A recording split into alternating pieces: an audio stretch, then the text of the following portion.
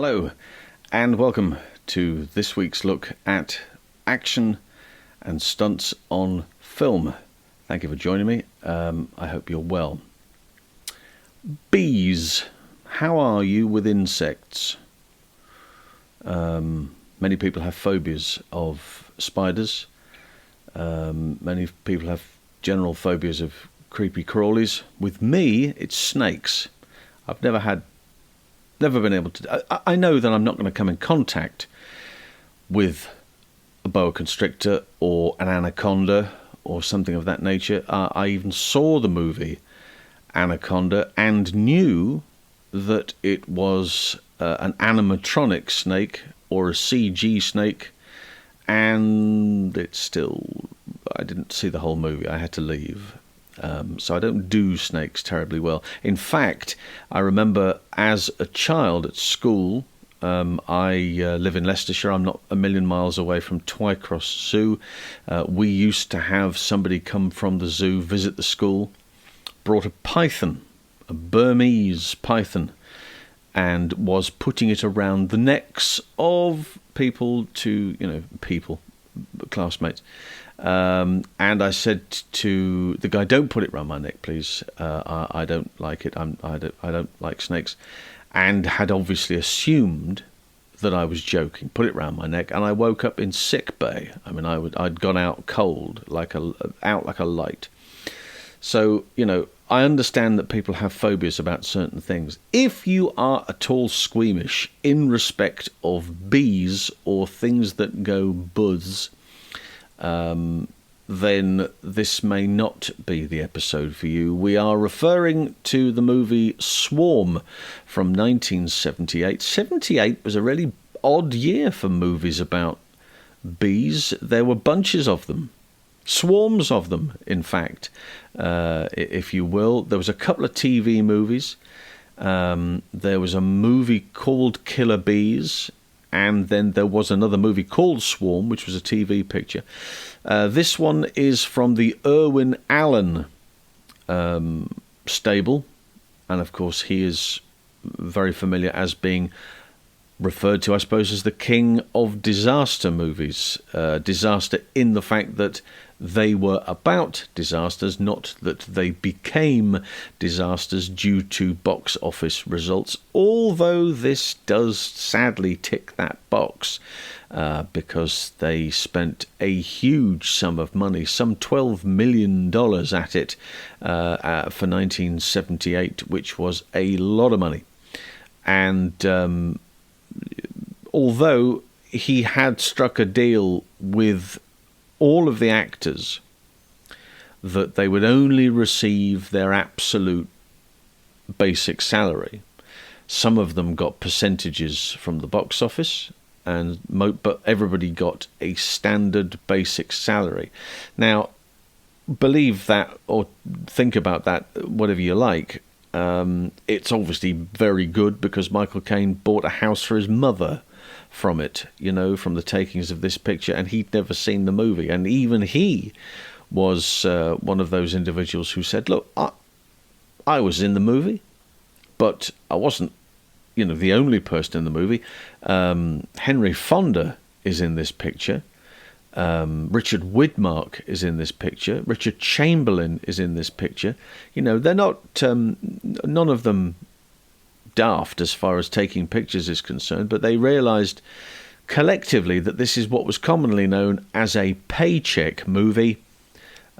Just go in, say the lines, and don't bump into the furniture and go home at 5 o'clock every night, which is pretty much what they all did. And they came away with a very nice salary, thank you very much, and a movie that I enjoy enormously. Millions of people the world over hated with a passion because nobody went to see it. There's a lot of overacting goes on, and the story and the plot, and also just you have to ignore a great deal of that to enjoy it.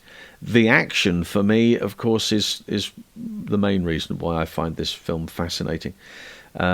We've seen there's lots of fire jobs in this, which we will look at later as well.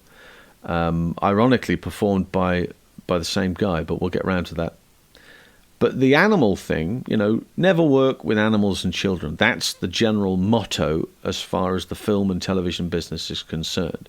You're likely to have some form of trouble if you work with either or both. And here, it's not just a case of working with a few dogs.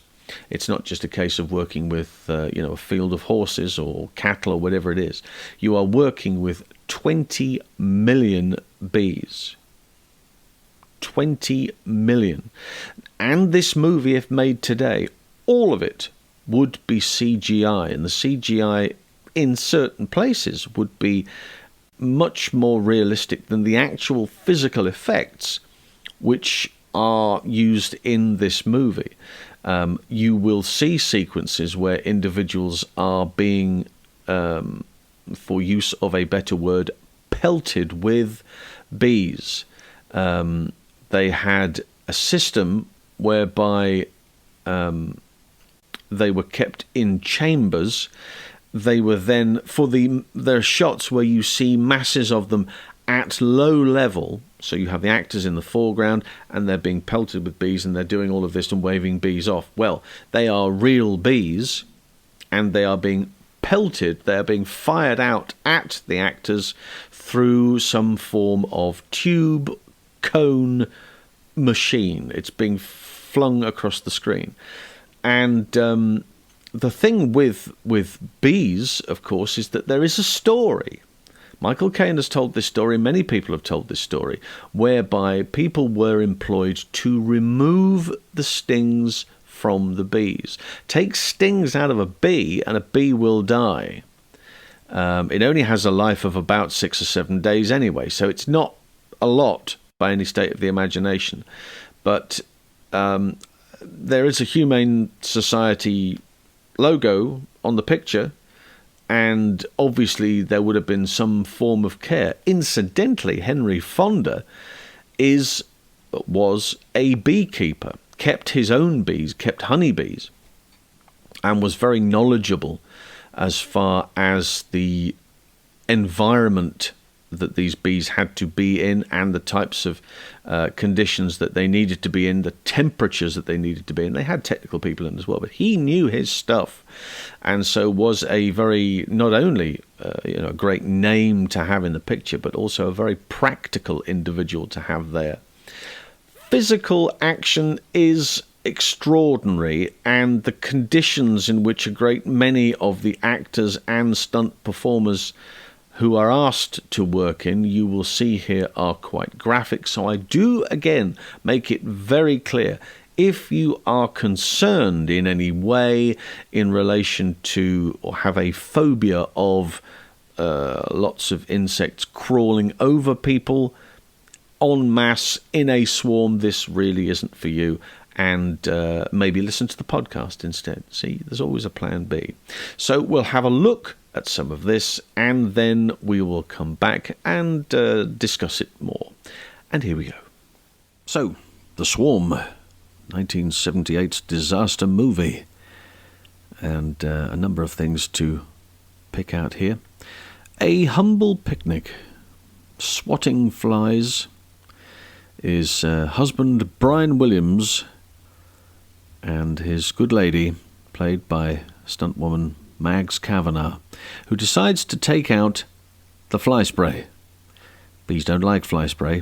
All it will do is piss them off. And it really pisses them off. I mean, he's going, don't spray that, love. I'm trying to eat the food here, and you've got to get it all over my sandwiches and my chicken dinner. So he goes in to make a start. His son, he sent his son back to the car. His son then spots this. Real bees. I mean, bees. Everywhere. Now they've got to react. He's having none of it. He's back in the car. I don't blame him, frankly. And get the slow-mo shot. She puts her hands up to her head here. Ooh, boom, gets stung. Everybody's getting stung. Real bees, real problems. But that's why they're paid the additional money. And then, in order to create these type of shots, so they lie down, then you have to have this type of shot. They conceal the queen bee about the person, because that's how you get the swarming. The workers just want to go where the queen is. These are horrific shots. But remarkable. Nowadays, wouldn't do it. Wouldn't do it. All CGI. Probably not real people either. CGI people. You name it, the whole 9 yards. Done for real. In the town. The bees have arrived in the town and they are swarming about, and they're getting the wafting thing from stuntman Bob Harks, who is just about to crash through one of the shop windows. And the other side of that is the star Michael Caine and Catherine Ross. Through he goes. On the train, there's a train sequence, and this is stuntman Chuck Haywood happily eating an apple when he says, "There's a bee in here. Hang on, there's a bee. I can hear a bee." And his mate, the engineer, says, "Well, it's probably after your fruit. It'll be after your fruit. Get rid of your apple." Oh my God. So he says, spits it out, and then finds one. "Well, whatever you do, don't touch it. You'll just make it angry." So he takes evasive action. Therefore causing the death of everybody on board the train. Bit reckless, I think. Look, see, the accelerator gets pushed around. They're moving the carriage back and forth. The models are taking over. There it goes. And it's model work and it's studio sets. Stunt guys out through the window. Fred McMurray, his character goes out. Maureen Fields is the stuntwoman behind. And this is Ben Johnson. Ben Johnson was a stuntman before he was an actor. He goes this way and then his double takes over. And I have no idea who that is, if I'm perfectly honest. And Lila Finn, there's Lila doing her thing there, doubling Olivia de Havilland. And explosions galore. Model work's pretty good, I must say. 1978, this is pretty decent model work. You expected this. Nowadays, it's a whole different ball game. People watching this for the first time won't know what they're watching, possibly. Night and fire, always exciting. And here's a taxi. It's a ambulance, as we call them over here. And the bees are in. And he comes up to this guy, just boom, gives him a glancing blow on the way through. And kaboom. Bang, there it goes. When in doubt, blow it up. I'm sure that was mentioned to somebody once. When in doubt, any problems, blow it up. That's the answer. So plenty of night shooting, plenty of explosions, flamethrowers. I mean, you're always going to get problems with flamethrowers, aren't you? But they're so exciting to look at. Anything that has the word flammable next to it has to go up in smoke. Bees everywhere. Flames, the heat's supposed to kill them, put them off, I don't know. Great sequence this also. Look, coming out, that's Larry Holt is coming out. He's without a helmet. Bees everywhere, throws himself to the ground. Flamethrower goes in. Coming out of the lift is stuntman Mike Johnson. Mike Johnson does a lot of coming out of lifts on fire. Did the same thing in Towering Inferno. And is about to get himself out through the window. He's wearing a helmet. That's a fairly hefty burn, look. Lots going on, big flames well above his head, crashing out through the window, does this part of the fall, 10, 15 feet maybe, and then a little dummy takes over, or a visual effect. And then, watch this guy here, look, at the bottom of the screen, because he's going to take his timing here, he's got to get his timing right. There, on his back is an accelerant. That's something that's going to... So he's a stuntman there. He's waiting for Mike Johnson to come in. He's got to wait for his cue. And in comes Mike. Right, so he's going to leave his point there and back into him. Boom, and now he's ablaze. Super. Nice little timing shot. Old-fashioned. Guy gets... That's it. They're stinging through the suits now. And round the corner... After the flamethrower, here comes Mike Johnson doing his first part of the 400 relay. Look, he's away literally like a scalded cat. A bit of a close-up shot of him here as he comes towards camera. There he is. And that is how they did disaster movies back in 1978. told you it was going to be pretty graphic, didn't I? There's some remarkable shots there. I've taken some of those shots out as well. There are moments in the playground, the school ground area. The school area there are children, not stunt performers, children, child actors very possibly, but nevertheless, children, real, not dummies, real children on the floor covered in bees.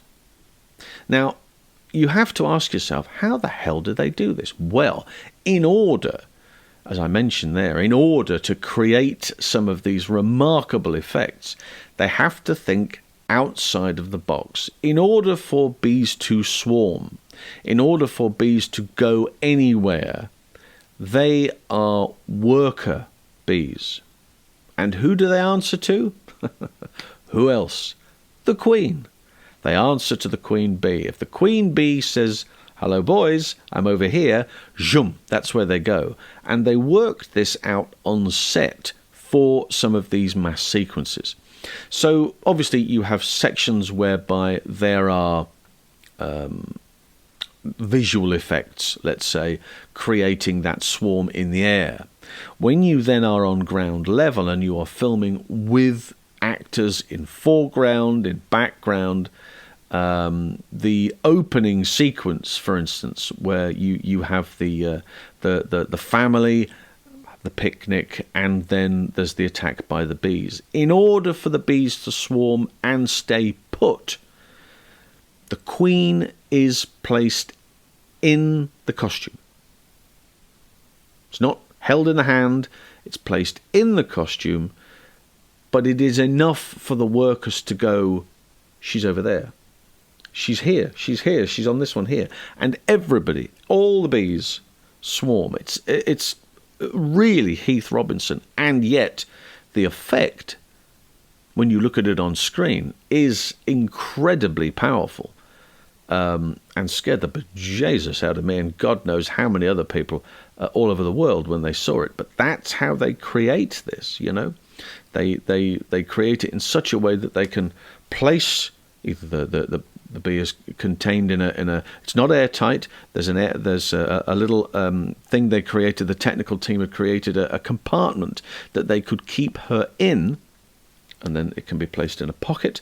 It can be placed inside a costume, whatever it is, and that's enough to then go, right, action, let them go, vroom, and out they come, and they know instinctively, and they find her, and they have that effect where they're walking about. Now, it's bees, and regardless of, let's say, for instance, that story was true about them removing the stings, Michael Caine used to say that, they'd remove the stings, and every once in a while somebody go, "Oh, Jesus Christ, there's a hot one." They used to refer to them as a hot one. They'd missed a sting and somebody got stung. Everybody got stung. And you can see how that's possible. You have thousands and thousands of bees crawling all over the place. Can I also point out that there are you have orifices about your body, about your face, your ears, your nose, your mouth, your eyes, which, unless your eyes are closed, fair enough, but you've got your nose and your mouth and your ears, and they can crawl inside, and it's not pleasant. And yet that they have to stay absolutely perfectly still for that duration. And action, you're doing everything to go, "God, please let this be over, get it over as quickly as possible." And then cut, and then you get up as quickly as you can and shake off.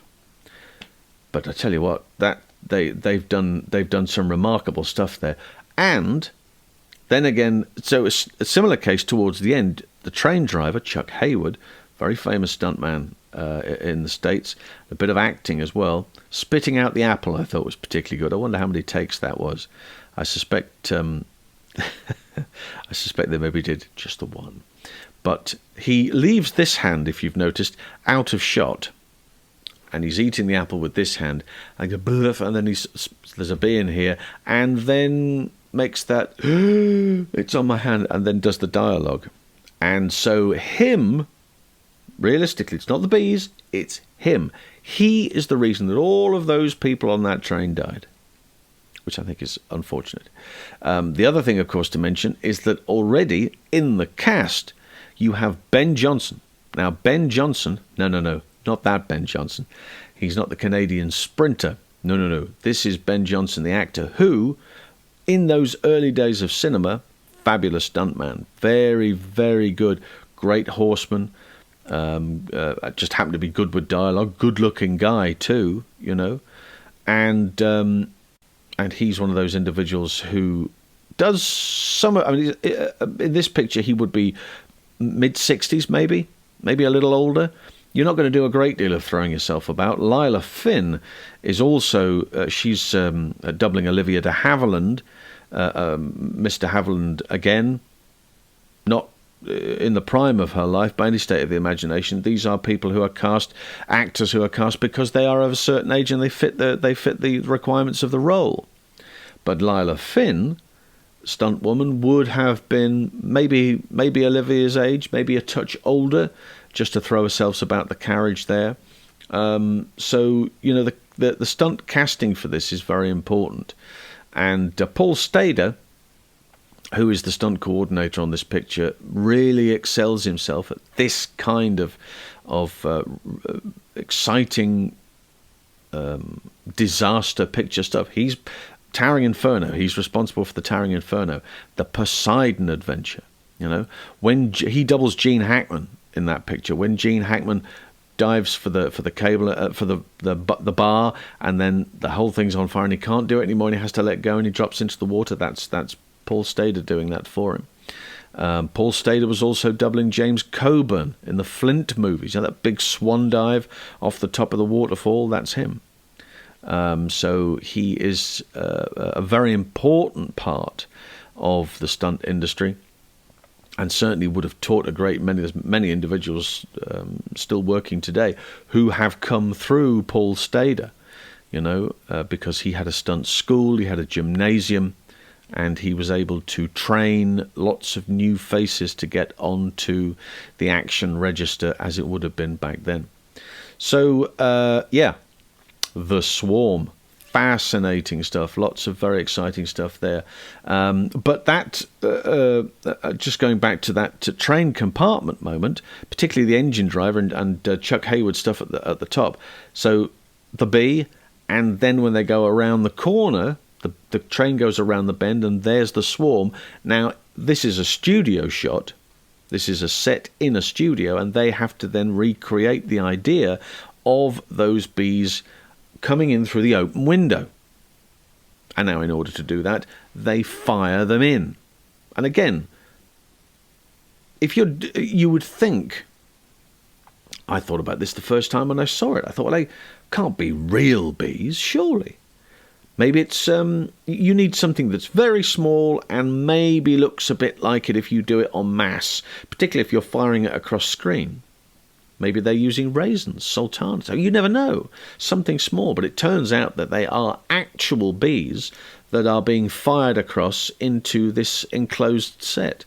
So very, very complicated working environment to be in, but the result is remarkable, as we can see from the screen. There are shots there that are extraordinary, and those fire gags as well.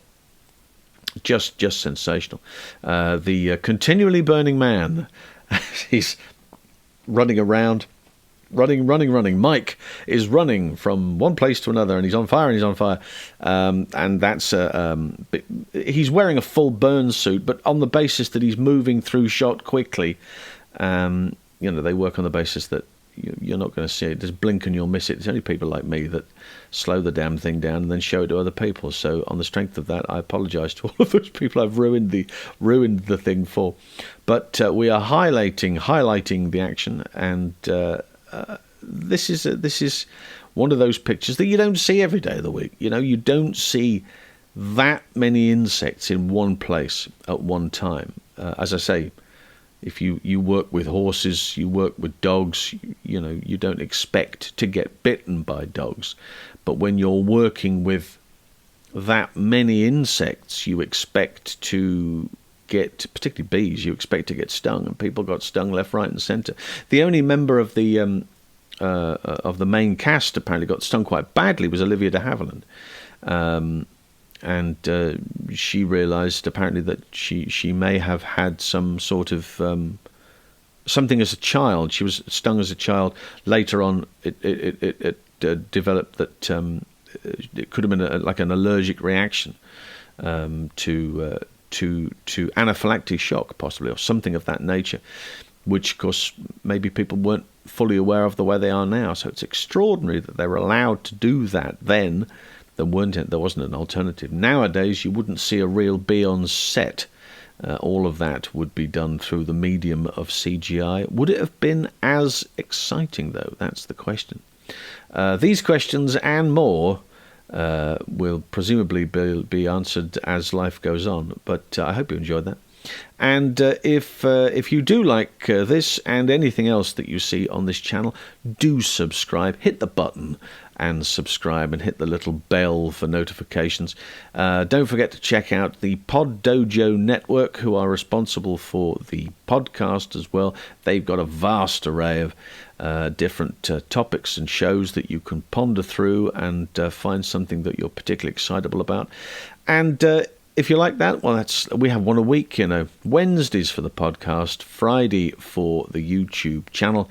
And that's it for this week. Until next week, bye for now.